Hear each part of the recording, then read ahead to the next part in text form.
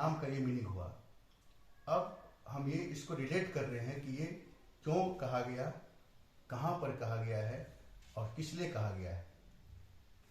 तो हम लोग को सबको पता है कि गीता का ज्ञान जो हुआ है एक बैटलफील्ड में हुआ है, युद्ध के मैदान में जो है ये पांडव और कौरव मैदान में आ गए थे। अब युद्ध होना था, युद्ध को शुरू होना था। तो उसी समय अर्जुन कहते हैं भगवान कृष्ण को कि आप मेरे रथ को दोनों सेनाओं के बीच में ले चलिए, मुझे देखना है कि हमारे विपक्ष में कौन आए हैं युद्ध करने के लिए, जिनसे मुझे लड़ना है। तो भगवान कृष्ण तो उनके सारथी हैं, सारथी का काम है कि रथी जो कहे वहां पे वो ले जाए उनको। तो सारथी जो है कृष्ण भगवान उनकी इच्छानुसार अपने उनके रथ को, अर्जुन के रथ को ले आते हैं दोनों सेनाओं के बीच में और बोलते हैं कि ये देखो तुम्हारे सामने जो सेनाएं हैं उसको तुम देखो, तो कौन तुम्हें लड़ने के लिए आए हैं। और अर्जुन देखता है, जब अर्जुन देखता है कि मेरे विपक्ष में जो लड़ने के लिए आए हैं कौरव की तरफ से, उसमें तो उनके बंधु बांधव हैं और बंधु बांधव के अलावा और कौन है, तो उनके गुरुजन हैं जिनसे उन्होंने शिक्षा ली है, जिनसे उन्होंने विद्या अध्ययन किया है, गुरुदेव द्रोणाचार्य हैं।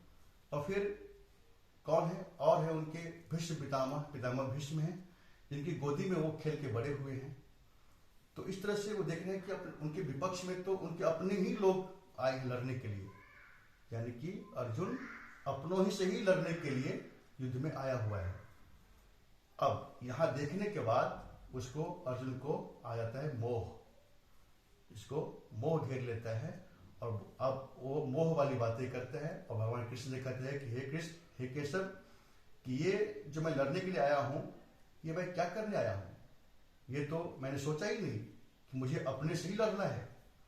यहाँ तो जो मेरे विपक्ष में, मेरे विरुद्ध में हैं, वो मेरे अपने ही तो लोग हैं, मेरे अपने बंधु बांधव हैं, मेरे गुरु हैं, मेरे पितामह हैं, मेरे चाचा हैं, मेरे ताऊ हैं, मेरे मामा हैं, ये सब मेरे विपक्ष में हैं।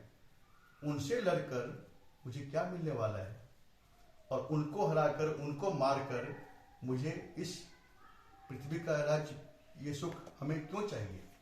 तो तब जो है वो अब कई लॉजिक दे रहे हैं, वो अर्जुन कई लॉजिक दे रहे हैं कि क्या इनको मार करके मुझे मुक्ति मिलेगी, इनको मारकर मुझे क्या मिलेगा, मतलब इनको मारकर तो मुझे उल्टा पाप ही लगेगा। मैं अपने गुरु को मारूंगा, मैं अपने पिताओं को मारूंगा, अपने बंधुओं को मारूंगा, ये पाप मैं कहाँ जाके रखूंगा।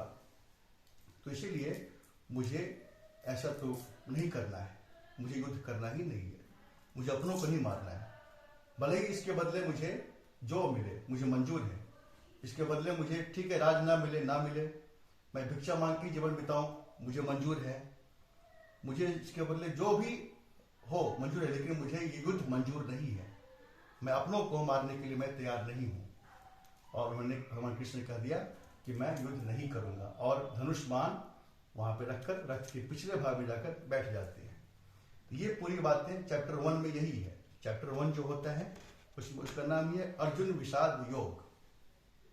उसका नाम यह है कि अर्जुन का जो विषाद है वो वही है, उसमें सारा अर्जुन का विषाद, अर्जुन की जो क्वेरी है, अर्जुन का जो बात, जो उसका प्रलाप कर रहा है कि हम युद्ध नहीं करेंगे, हमारी ये है, ये सब है, वो सब है, ये सारे चैप्टर 1 में आता है। और वो लास्ट में कहते हैं कि मैं युद्ध नहीं करूंगा, और फिर पीछे भाग में बैठ जाते हैं।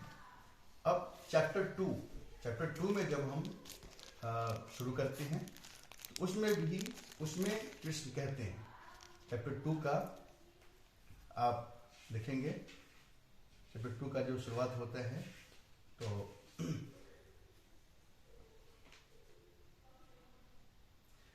इसका सबसे पहले चैंटिंग होती है। आप इसका चैंट अगर आप चाहे सीखना तो आप चैंट मेरे हिसाब से आप फॉलो करेंगे। सचिन, आप चैंट को पहले, जैसे मैं कहूँगा पहले चैंट, क्योंकि नाम ही गीता सबसे पहले चैंटिंग सीखनी चाहिए कि चैंटिंग कैसे होती है, मतलब कैसे हम गाते हैं इसको, और फिर उस चैंटिंग के बाद मीनिंग है ना, और फिर मीनिंग के बाद अंडरस्टैंडिंग। ये 3 चीज़ों को हम अगर हमने इसको फॉलो किया तो गीता हमारे लिए आत्मसात हो जाएगी और हम गीता को अपने लाइफ में इम्प्लीमेंट करने के लिए सक्षम होंगे। तो चैंटिंग, मीनिंग एंड अंडरस्टैंडिंग। आइए पहले हम चैंटिंग को हम इसमें लेते हैं। हम चैप्टर 2 का आज 10 श्लोक लेते हैं, फिर चैंट करेंगे, ठीक है ना। संजय उवाच तं तथा कृपयावीष्टम् अश्रुपूर्णाकुलेक्षणम् विषीदन्तमिदं वाक्यम् उवाच मधुसूदनः। श्रीभगवानुवाच। ये है चैंटिंग, ठीक है। तो आपके पास बुक है सचिन अभी? मेरे पास गीता बुक नहीं है। ठीक है, तो आप मुझे मैं अगर बोलूँ तो उसका फॉलो कर सकते हैं, उसको लाइन बाय लाइन। ठीक है, आप सुनिए और उसको फिर चैंट करिए उसी अनुसार जैसे मैं कह रहा हूँ। तं तथा कृपयावीष्टम्, बोलिए आप। एक बार वापस से रिपीट कीजिए। तं तथा। हाँ, तं तथा कृपयावीष्टम्। तं तथा कृपाभीष्टम् अश्रुपूर्णाकुलेक्षणम्। अश्रुपूर्णाकुलेक्षणम्। अश्रुपूर्णाकुलेक्षणम् विषीदन्तमिदं वाक्यम्। विषीदन्तमिदं वाक्यम्।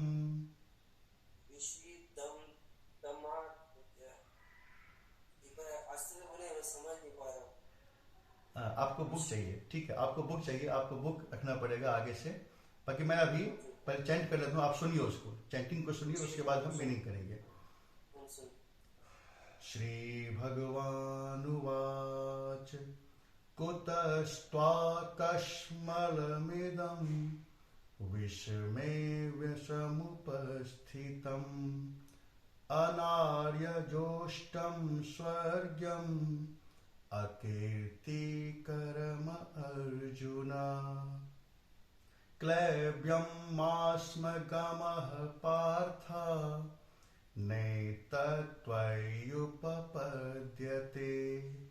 क्षुद्रं हृदय दौर्बल्यं त्यक्त्वोत्तिष्ठ परन्तप। अर्जुन उवाच कथं भीष्ममहं संख्ये द्रोणं च मधुसूदन। ईशोभिः प्रतियोत्स्यामि पूजार्हावरिसूदन। गुरून् हत्वा हि महानुभाव श्रेयो भोक्तुं भक्ष्यमपीह लोके। हत्वार्थकामास्तु गुरूनिहैव भुञ्जीय भोगान् रुधिर्प्रदिग्धान्। न चैतद्विद्मः कतरन्नो गरीयो यद्वा जयेम यदि वा नो जयेयुः।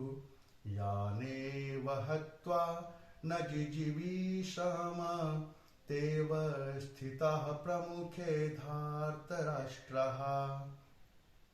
कार्पण्यदोषोपहतः स्वभावः पृच्छामि त्वां धर्मसम्मूढचेतः। यच्छ्रेयः स्यान्निश्चितं ब्रूहि तन्मे शिष्यस्तेऽहं साधिमां त्वां प्रपन्नम्। न हि प्रपश्यामि ममापनुद्याद्यच्छोकमुच्छोषणमिन्द्रियाणाम्। अवाप्य भूमावसपत्नमृद्धं राज्यं सुराणामपि चाधिपत्यम्। संजय उवाच एवमुक्त्वा हृषीकेशं गुडाकेशः परन्तप न योत्स इति गोविन्दम् उक्त्वा तूष्णीं बभूवः। तमुवाच हृषीकेशः प्रहसन्नीव भारत।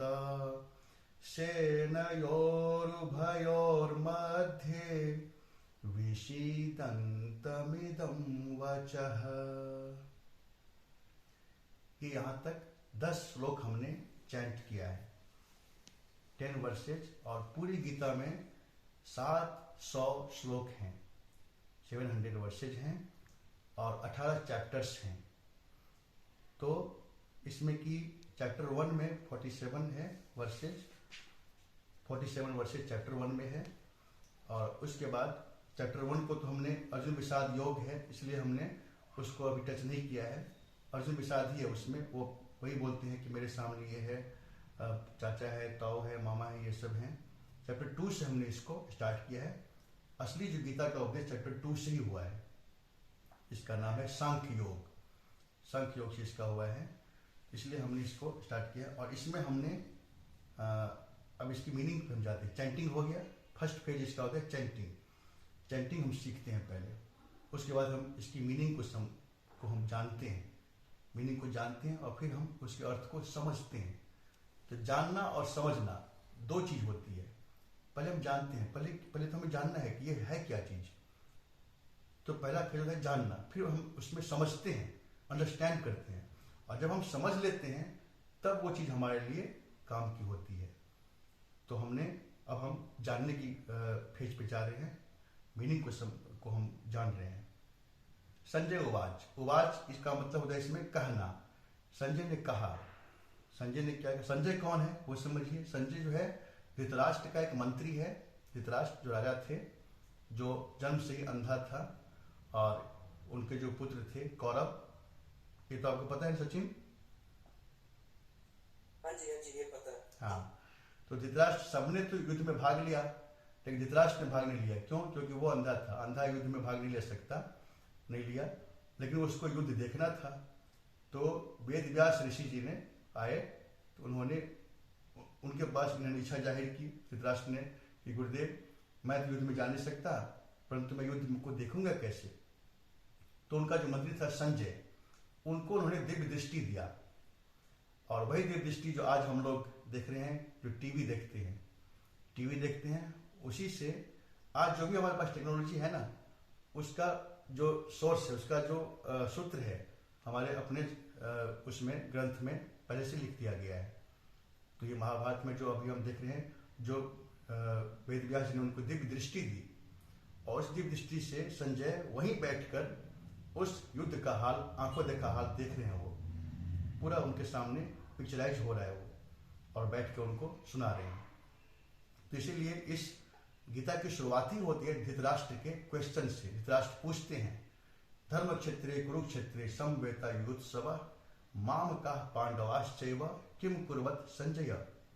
बोलते हैं कि हे संजय, तुम ये बताओ कि युद्ध भूमि में मेरे और पांडु के पुत्रों ने क्या क्या किया। तब बताना शुरू करते हैं। तब चैप्टर 2 में भी संजय उवाच, संजय बोल रहे हैं किसको? धृतराष्ट्र को।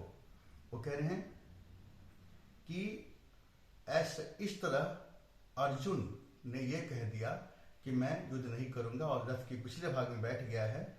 और इस तरह से अर्जुन की तरफ देखते हुए, अर्जुन जो बिल्कुल ही कांप रहा था, जिसके सिर पे, जिसके चेहरा बिल्कुल कांप रहा था, शरीर कांप रहा था, ऐसा बड़ा धनुर्धर, जो सर्वश्रेष्ठ धनुर्धर है वो, और वो अभी शोक में संतप्त हो गया, मतलब डिप्रेस्ड हो गया। वो डिप्रेस्ड हो गया। क्यों? क्योंकि मोह उसको आ गया है।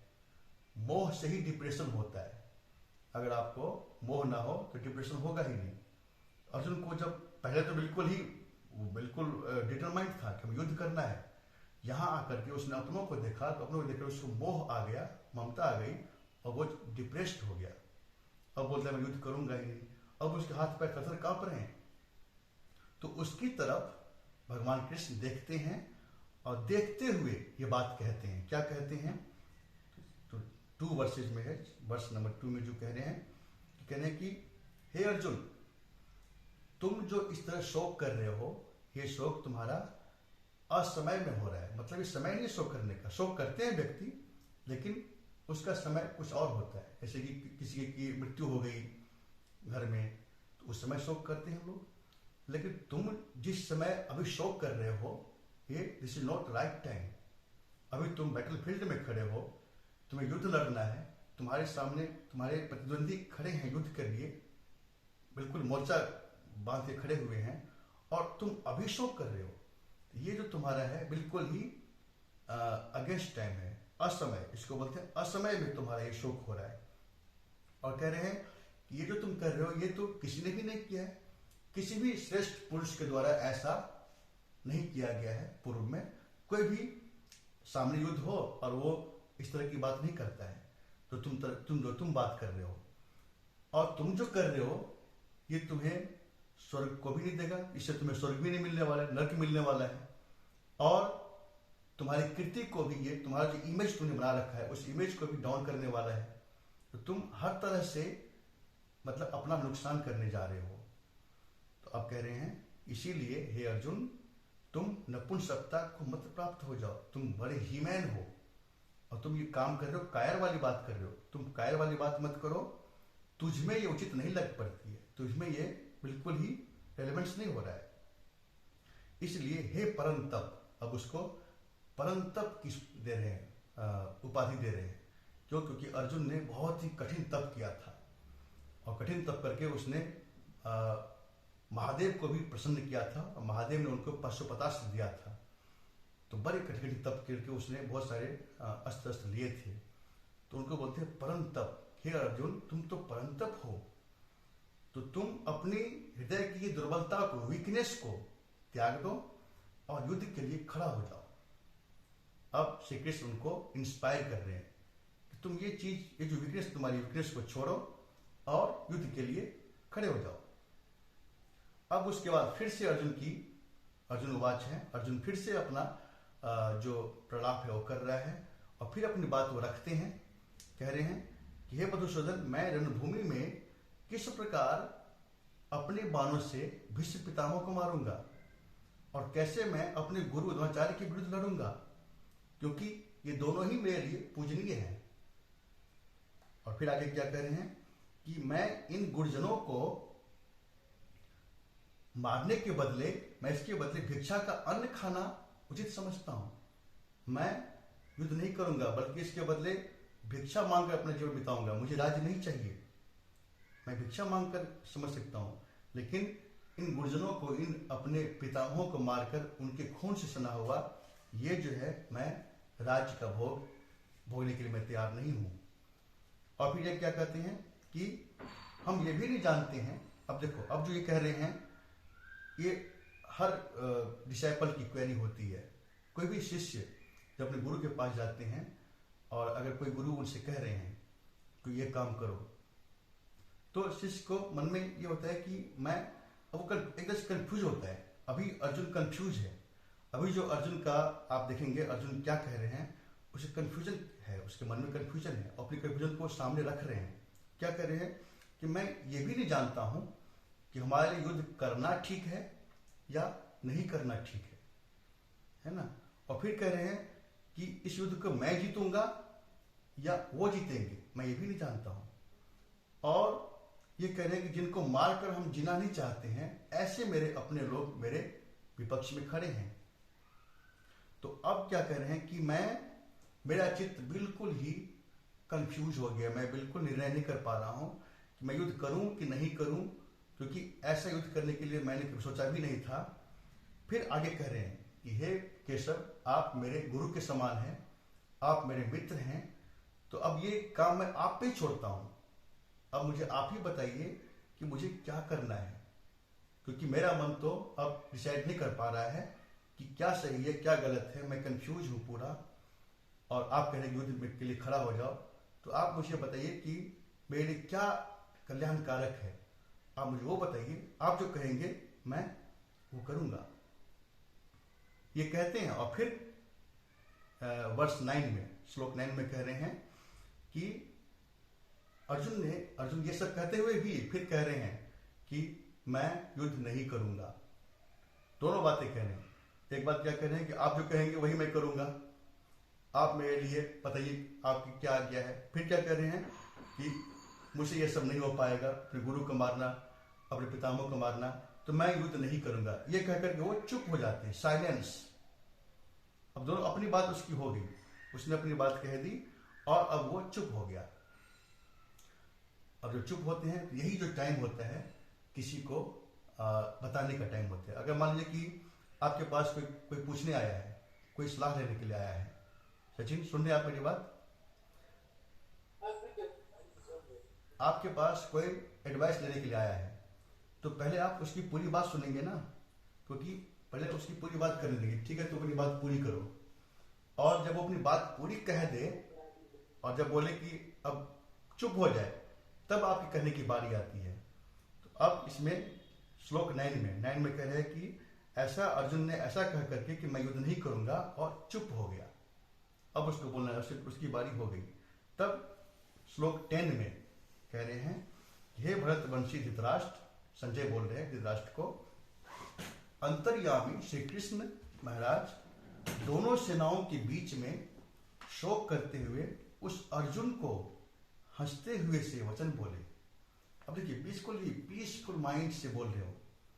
श्री कृष्ण जो एक गुरु का रोल प्ले कर रहे हैं, वो कभी भी घबराएंगे नहीं, उनको क्यों घबराना है, वो बिल्कुल पीसफुल माइंड में है। लेकिन अर्जुन को तो शौक है, अर्जुन डिप्रेस्ड है, लेकिन जो उनको बता रहा है, जो उनको बताने जा रहा है, जो उनका गुरु है, वो बिल्कुल पीसफुल है और हंसते हुए स्माइलिंग फेस से उनको, अर्जुन को अब उपदेश देना शुरू किए हैं। और अब आगे जो है एक्चुअल टीचिंग शुरू होती है। तो वर्ष 11 से टीचिंग एक्चुअल शुरू होती है और उसके बाद चैप्टर 2 में ही लगभग श्री कृष्ण पूरा ज्ञान दे देते हैं गीता को। सारे जितने भी ज्ञान योग, कर्म योग, भक्ति योग, ये तीन ही जो है गीता का मेन केंद्र बिंदु है। इसी तीनों के इर्द गिर्द सारे श्लोक्स आ रहे हैं। तो ये सारा वो बता देते हैं चैप्टर 2 में। फिर अर्जुन की क्वेरी होती है कि ये कैसे है, वो कैसे है, फिर सारा बताते हैं वो। उसके बाद 18 चैप्टर्स पूरा बन जाता है। और उसके बाद ये जो आज हम लोगों के सामने है, हम सब के लिए ब्लेसिंग्स है। अर्जुन की क्वेरी हुई, श्री कृष्ण के उत्तर हुए और इस तरह से पूरे 18 चैप्टर्स बन गए। और आज वो हम लोगों के सारी समस्या को सुलझाने के लिए सक्षम है। ये only this book is sufficient to resolve our all issues in our life. चाहे कैसा भी इशू हो, आपके हर इशूज को सुलझाने के लिए ये जो बुक है सक्षम है। क्योंकि इसमें हर एक वर्ष में, हर एक श्लोक में एक बहुत ही गहरी मीनिंग छिपी हुई है। तो मैंने आपको 10 श्लोक्स तक का इसकी मीनिंग बताई आपको, है ना। अब आप इस 10 श्लोक में समझ की बात करते हैं। और समझ के लिए हम आपसे पूछेंगे सचिन कि आप हमें बताएं कि इस 10 श्लोक जो मैंने चैंट किया, इसकी मीनिंग मैंने आपको बताया, इसमें आपने अभी क्या समझा, आपकी कितनी समझ आई, क्या क्या इसमें हुआ है, इस 10 श्लोक में क्या क्या हुआ है, आप हमें बताएं। 10 श्लोक में मैंने ये समझा है कि अर्जुन को पूछता है कई बार, जैसे पहले हमारे जो टीवी वगैरह जो होते हैं वो उस समय बताए जा रहे थे, जो देख नहीं पा रहे थे, नाम मैं भूल गया उनका। धृतराष्ट्र जी जब देख नहीं पाते थे तो उनको बताया जाता है कि अर्जुन अब शस्त्र नहीं उठा रहे हैं, वो कंफ्यूज है, वो अपने मतलब पिता से या फिर अपने चाचा ताऊ मामा से कैसे लड़ सकते हैं, वो अपने मित्रों से कैसे लड़ सकते हैं, वो उन्हीं के बारे में कृष्ण जी उनको मतलब अर्जुन जी वो बता रहे थे उसी चीज। वो तो ठीक है, आप टीवी की बात दिए हैं, लेकिन मैं गीता की बात कर रहा हूँ।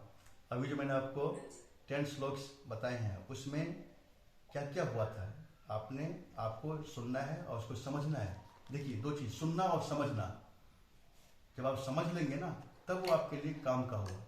अगर नहीं समझेंगे तो वो क्या होता है कि 2 कान मिले हैं हमें, 2 कान है ना, तो 2 कान में के एक कान का काम है सुनना, और सुनकर इस बीच में एक ब्रेन है ना, ब्रेन है। इस ब्रेन में अगर वो आ गया, स्टोर हो गया, तो वो हमारे काम का है, मतलब समझ लिए तो काम का है। नहीं समझ पाए तो दूसरा कान मिला है, वो यहाँ से पास हो जाता है ना। तो इसलिए हमें जब सुने तो सुनते समय क्या होता है, ध्यान की आवश्यकता होती है। इसको बोलते हैं एक्टिव मेडिटेशन। मेडिटेशन के बहुत टाइप्स हैं। एक्टिव मेडिटेशन ये कराता है कि जब आप कोई काम कर रहे होते हैं तो आपको उस समय बिल्कुल ही ध्यान से वो काम करना है। जैसे कि अभी आप सुन रहे थे, अभी आपको बिल्कुल ध्यान से सुनना था। जैसे कि हम लोग क्लास में लेते थे, स्कूल में भी पढ़े हैं, तो क्लास होने के बाद टीचर कोई क्वेश्चन पूछते थे तो उसमें जिसे पूछ सकते हैं वो, तो बच्चों का काम है कि उसके क्वेश्चन का आंसर देना, और जो नहीं दे पाता है टीचर बोलते हैं कि इसका मतलब कि आपने ध्यान से नहीं सुना। अगर ध्यान सुनेंगे तो सारा चीज तो वही पूछते हैं जो उन्होंने बताया है, वही पूछा जा रहा है। तो हमें सबसे पहले तो मेडिटेटिव होना है और ध्यान से कोई चीज को आपको काम करना है। तो अगर ऐसे मैं बोल रहा हूँ, मैं भी ध्यान से बोल रहा हूँ, तभी मैं आपको वो चीजें डिलीवर कर पा रहा हूँ। और आप भी अगर सुन रहे हैं तो आपको भी ध्यान से सुनना है, तभी आप उसको ग्रास्प कर पाएंगे। अन्यथा ग्रास्प नहीं अगर हो पाएगा तो वो दूसरे कान से पास आउट हो जाएगा। तो आपको उस ध्यान के साथ बैठना है ना। मैंने स्टार्ट किया था कि इसका जो था कि संजय बोलते हैं, धृतराष्ट्र को बोला था कि ऐसे ऐसे अर्जुन की तरफ देखते हुए भगवान कृष्ण बोल रहे हैं। और क्या उन्होंने कहा था कि तुम जो ये शोक कर रहे हो ये असमय का शोक है, ये समय नहीं है शोक करने का, है ना। ये this is not right time कि आप शोक करो। शोक करने का समय किसी की मृत्यु हो जाए, कुछ हो जाए, तब शोक करे तो बात समझ में आती है। अभी तुम शोक कर रहे हो कि ये मेरे सामने ये है, इनको मैं कैसे मारूं, क्या करूं, this is not right time. You are in the battlefield, तुम युद्ध भूमि में हो और तुम्हें लड़ना है। तो वो कह रहे हैं, वो एक बार उनको इंस्पायर करते हैं कि तुम वीक मत बनो, तुम कॉवर्ड मत बनो, कायर मत बनो, तुम इन वीकनेस को त्याग दो और युद्ध के लिए खड़े हो जाओ। बस ऐसा उनको कहते हैं। इसके बाद फिर अर्जुन अपनी बात रखता है। अब अर्जुन अपनी कंफ्यूजन को उनके सामने रखता है और कहता है कि मैं कैसे मारूं, मैं नहीं जानता हूं कि युद्ध मैं जीतूंगा कि वो जीतेंगे, है ना, मैं मरूंगा या वो मरेंगे, मुझे पता नहीं है। फिर भी कह रहा है कि मैं आपका शिष्य हूं, आप मेरे गुरु हैं। ऐसा वो कहते हैं कि मैं शिष्य हूं, आप मेरे गुरु हैं और आप मेरे जो सही है वो बताइए। मैं निर्णय नहीं कर पा रहा हूं कि मैं क्या करूं, क्योंकि मेरे सामने गुरु है, मेरे सामने पितामह है, मैं इनको मारने के लिए जा रहा हूं। तो दिस इज राइट और wrong, I don't think so. आप मुझे बताइए कि मुझे क्या करना है। ये कह करके फिर वो कहते हैं कि मैं युद्ध नहीं करूंगा, और ऐसा कहकर वो चुप हो जाता है। ऐसे चुप हुआ, उसके बाद भगवान कृष्ण की बारी आई है। अब वो बोलना शुरू करेंगे और उनको बताना शुरू करेंगे। तो हमने इन 10 श्लोकों में ये समझा है कि एक पृष्ठभूमि बनी है श्री कृष्ण को बोलने की। श्री कृष्ण जब बोलना शुरू करेंगे तो उनके लिए बिल्कुल ही एक ग्राउंड तैयार हो गया है। अब रेलिवेंस, अब वो बातें जो कहने जा रहे हैं, अब वो ठीक उनके पास, अर्जुन के पास बैठने काम करने जा रहे हैं, क्योंकि अर्जुन बिल्कुल तैयार है। तो अगर कहते हैं ना कि एडवाइस बिना मांगे अगर एडवाइस दी जाए तो एडवाइस किसी काम की नहीं होती है ना। तो कभी भी सलाह आप उसको दो जो आपसे मांगे। बिना मांगे सलाह अगर आप देते हैं तो दिस इज यूजलेस, वो किसी काम का नहीं होगा। अगर कोई मांगता है तब आपको सलाह देना चाहिए। यहाँ पे वही हो रहा है कि अब अर्जुन बिल्कुल वो सलाह मांगने के लिए तैयार है, वो बिल्कुल देने के लिए तैयार है, वो मांग रहा है, वो कह रहा है आप मुझे बताइए कि मुझे क्या करना है, वो पूछ रहा है। और अब कृष्ण को बिल्कुल ही अब वो बोलने का टाइम आ गया, अब वो बोलना शुरू करेंगे। एक तरह से प्रीफेस बना है, एक बैकग्राउंड तैयार हुआ है, और अब उसके बाद से टीचिंग शुरू होगी। अब हम लोग नेक्स्ट 10 श्लोक्स में उनकी टीचिंग देखेंगे कि वो क्या बताने जा रहे हैं, क्या कहने जा रहे हैं, जिससे कि वो अर्जुन के डॉट्स को क्लियर करते हुए चले जाएंगे, है ना। तो आज का ये सेशन है। इस तरह से हम सेशन में 10 श्लोक्स रखते हैं। 10 श्लोक्स को अगर आपने समझ लिया, that is sufficient for you. क्योंकि अधिक हम अगर पढ़ेंगे और समझ नहीं पाएंगे तो नहीं समझेंगे तो हमारे लिए फ्रूटफुल नहीं है। असली है समझना, समझते हुए अगर हम आगे बढ़ते हैं तो वो हमारे लिए यूजफुल है, हमारे फ्रूटफुल है। ठीक है सचिन, तो आज के आपको आज की सेशन में, आज की 10 श्लोक में अगर आपको कुछ क्वेरी हो, कुछ पूछना हो, आप पूछ सकते हैं। पहले मेरी बारी थी, मैंने आपसे पूछ लिया, अब आप मुझसे कुछ चाहते हो पूछना, कुछ भी क्वेरी आपको है आप आज के लेसन में पूछ सकते हैं, जैसे अर्जुन ने पूछा। पहले हमेशा हम लोग 10 श्लोक्स पहले पढ़ेंगे, उसके बाद में उनका मीनिंग जानेंगे। हाँ, पहले उसको चैंट करेंगे, पढ़ेंगे। अब आगे से आपको बुक रखनी है, ये देख रहे हैं, ये बुक जो है ये आपको बहुत ही लो कॉस्ट की गीता प्रेस में ये बुक आपको मिलेगा। हाँ, आप ऑनलाइन पीडीएफ ले सकते हैं, या बुक हो तो बुक रख सकते हैं, साथ में आपको रहना चाहिए, ताकि जब हम वर्सेज श्लोक पे जाएं तो वो श्लोक आप उसको फॉलो करें, पहले चैंटिंग करें, उसके बाद फिर हम उसकी मीनिंग करेंगे, वर्सेज वाइज मीनिंग करेंगे, और फिर हम उसको समझेंगे। 3 चीजें अगर आप करते हैं तो that shloka useful for you. इसके बीच में नोट्स भी बना सकते हैं क्या? जैसे कि आपने कुछ पॉइंट बोले थे, जैसे अचानक से आपने जब पूछा मेरे को, तो एक होता ना प्रेशर में आके बोल दिया, वैसा ही प्रेशर आ जाता है तो अचानक से बता देंगे, तो भैया मैं अपने नोट्स बना सकता हूँ क्या इसमें? बिल्कुल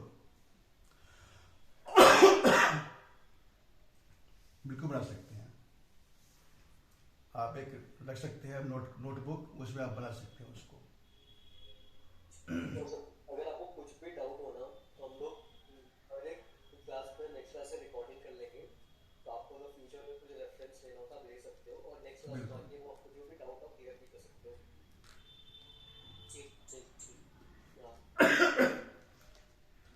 तो अब सचिन आप बताइए कि आप कैसा फील कर रहे हैं, आपको कैसा एक्सपीरियंस हो रहा है इस सेशन का? एक्चुअली मैं पहले जब मैं आया था, मुझे लगा नहीं था कि श्लोक इतने ज्यादा डिफिकल्ट होंगे, मुझे नहीं पता था। मैंने ऐसे भगवत गीता एक बुक ऊपर मेरे ऑफिस में है, तो मैंने कभी पढ़ने की कोशिश की थी, पर उतना नहीं पढ़ पाया, हिंदी कमजोर है। तो फिर बाद में मैं जब आपसे सुना, मैंने ध्यान से सुना, बोले मन जो गीत आपने बोले, 10 लाइन जो आपने बोले हैं, तो 10 श्लोक इतने भी मुश्किल नहीं, अगर हर दिन एक श्लोक में पढ़ा जाए तो बिल्कुल कोशिश यही रहेगा मेरा कि हर दिन हर एक लाइन अच्छे से उच्चारण करके पढ़ा जाए। दूसरा, जब मैं यहाँ पर अभी बैठा हूँ तो लाइक मेरे स्लिप डिस्क में एक प्रॉब्लम है, मेरे बैक लोअर में प्रॉब्लम है, मैं बैठ रहा हूँ, कभी उठ रहा हूँ, कभी मेरे नेक में पेन हो रहा है। तो जैसे जैसे आपने क्लासेस लेते गए ना, उसके बीच के दौरान में मेरे कोई पेन वगैरह समझ में नहीं आ रहे थे, जब मैं आपको ठीक से सुन रहा था। तो अच्छा लगा इसमें, जो मुझे जानना चाहिए था, एक चीज तो मुझे ये पता चली थी कि अगर हम लोग कोई कार्य कर रहे हैं, या हम लोग जिस कार्य के लिए जा रहे हैं, तो उस कार्य का पहले अच्छाई बुराई ना जान करके परिणाम पहले ना निकालें। Yes, very good. उसके बाद में परिणाम निकालें। बिल्कुल। और दूसरा, अगर हम कुछ बड़े कार्य करने जा रहे हैं जिसमें हमारे कभी परिवार भी इन्वॉल्व हो, या हमारे कोई लोकप्रिय इंसान इन्वॉल्व हो, हम खाली परिवार को नहीं लेते, लोकप्रिय इंसान इन्वॉल्व हो, तो अगर ये उनके विरुद्ध है, तो लगता है ये उनको लगता है कि उनके विरुद्ध है, और मैं ये चीज सोच के वो कार्य ना करूं, तो मेरे से बड़ा कायर कोई है। बिल्कुल, पहले किया जाए, उसके बाद में समझा जाए कि सही क्या था, गलत क्या। ये चीज थोड़ा बहुत समझ में आया है। और एक चीज इसमें और आपको एक मिल रहा है, एक इस आज के 10 श्लोक से एक और आपको इशारा मिल रहा है, एक और इंडिकेशन मिल रहा है। वो क्या मिल रहा है कि हर एक व्यक्ति को लाइफ में एक मेंटोर को होना आवश्यक है।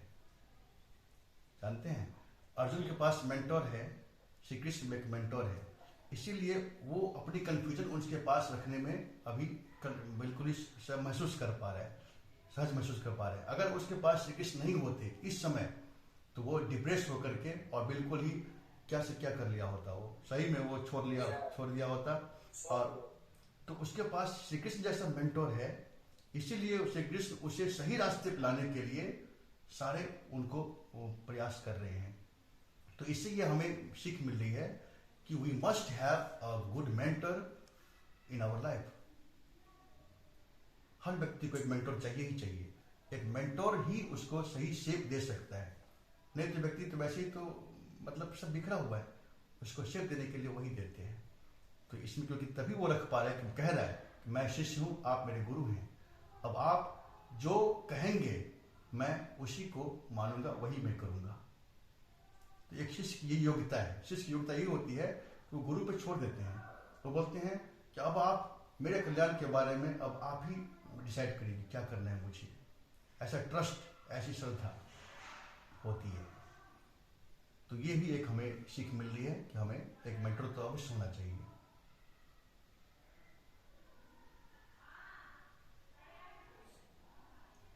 तो आपने ठीक है, लाइफ में एक मेंटर होना चाहिए। बिल्कुल।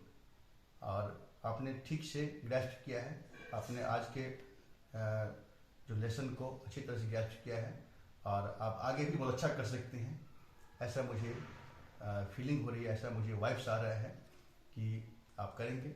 तो मेरी शुभकामनाएं हैं कि आप इसको अपना जो आप शुरू किए हैं उसको बिल्कुल ही करें, और उसको अंत तक पूरा करके फिर उसको जो है आप दम लें। कोई चीज़ को शुरू करते, देखिए शुरू करना तो आसान है, स्टार्ट करना कोई भी स्टार्ट कर सकते हैं, लेकिन उसको पूरा करना, पूरा जो करते हैं वही जो है हीरो है, और जो पूरा नहीं कर पाता है वही कायर है।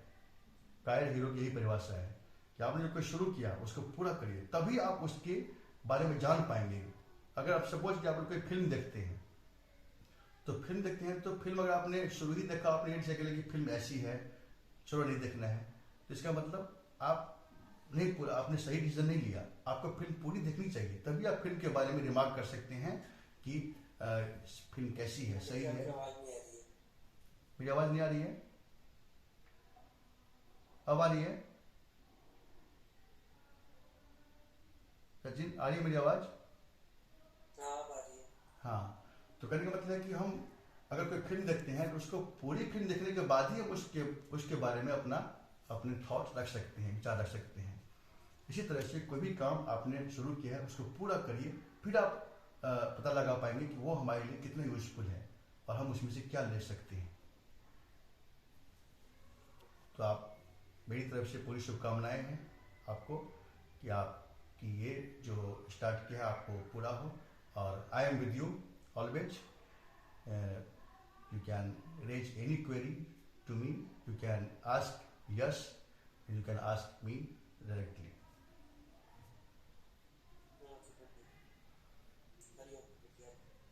हरिओम। ठीक है यश, तो हम सेशन को कंप्लीट करें। हाँ। ठीक है, so I am closing this session now.